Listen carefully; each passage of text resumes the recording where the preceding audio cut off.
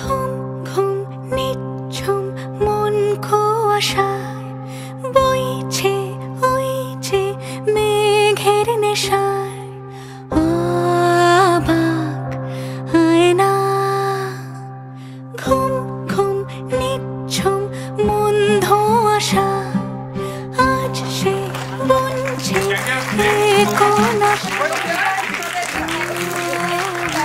আপনাদের ভালোবাসা ভগবানের দয়ায় এটা হাউসফুল চলছে। Thank you so much. And I know there is a big audience for me and for our films. যারা এখনো ভালো ছবি, সেন্সিবল সিনেমা, গুড কন্টেন্ট দেখতে ভালোবাসেন। So that's why we made this film. And Sharmila Thakur came after 14 years of hiatus in Bengali cinema. And I thought of presenting you Sharmila Tagore, and this is my privilege. And I thought that এটা আপনাদের জন্য একটা প্রাপ্তি এবং film ইন্ডাস্ট্রির জন্য একটা প্রাপ্তি। So I took the initiative কষ্ট করে হলেও to produce the film. All welcome from Thank you. Probashi Bengali Association. প্রবাসী বাংলা অ্যাসোসিয়েশনকে ধন্যবাদ, যে খুব সুন্দর করে অর্গানাইজ করেছেন ওনারা আর ভেরি শর্ট নোটিস।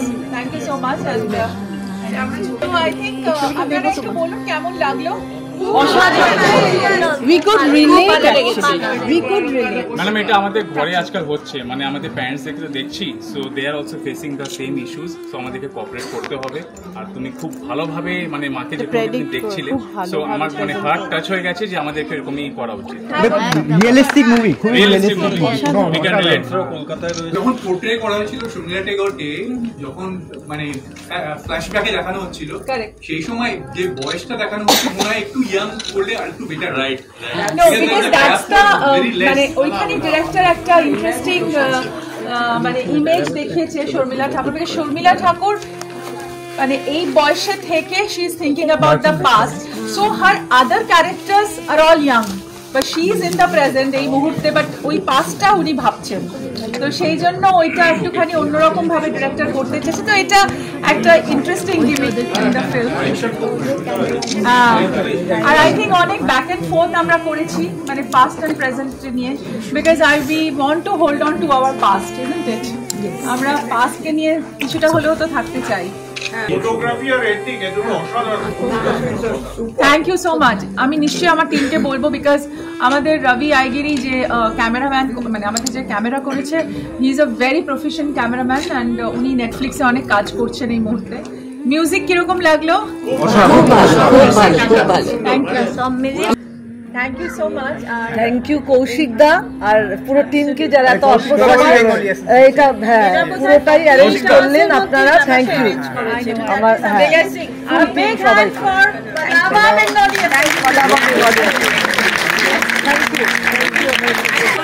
মুভি, এত সুন্দর মুভি আমি অনেক দিন পরে দেখেছি আর এক্সট্রিমলি এনজয়েবল এক্সপিরিয়েন্স হয়েছে। আমি আমার মায়ের সঙ্গে এসেছি, who is also around this age group, আর এই পুরো কাস্টিংটা দেখে আমার মা এক্সট্রিমলি রিলেট করতে পারছে এই ইস্যুসগুলোর সঙ্গে। আর শর্মিলা ঠাকুরকে এত বছর দেখে মানে একদম এনামার্ড হয়ে গেছে। সো আমরা এই পুরো স্টোরি লাইনটা, এই কাস্টিংটা সব কিছু মানে অ্যাবসলিউটলি এনগেজিং, ভেরি অ্যাবজর্বিং দেখে, এবং তারা সবাই এসছেন, পুরো হাউসফুল হয়েছে। আর ঋতুপর্ণার সাথে দেখা হলো, সেটাও খুব একটা আলাদা অভিজ্ঞতা। কিন্তু তার থেকেও বড় কথা হচ্ছে মুভিটা, মানে এত রিয়েলিস্টিক মুভি, এবং এটা এখন প্রত্যেকটা ঘরে ঘরেই এরকম ঘটনা ঘটছে। আমরা জানি আমাদের সবার ঘরেই আমাদের এজেড প্যারেন্টস রয়েছে, এবং এরকম ঘটনা সবার সাথেই হচ্ছে।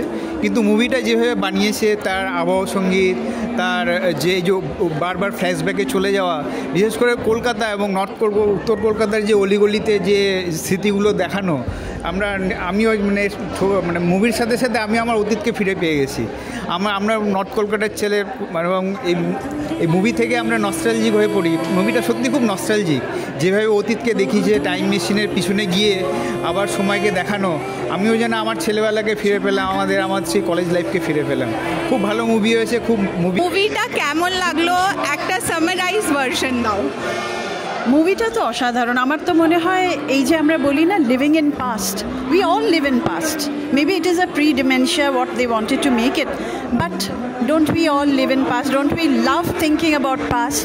মেবি অ্যাটলিস্ট যারা আমাদের generation, of course we do.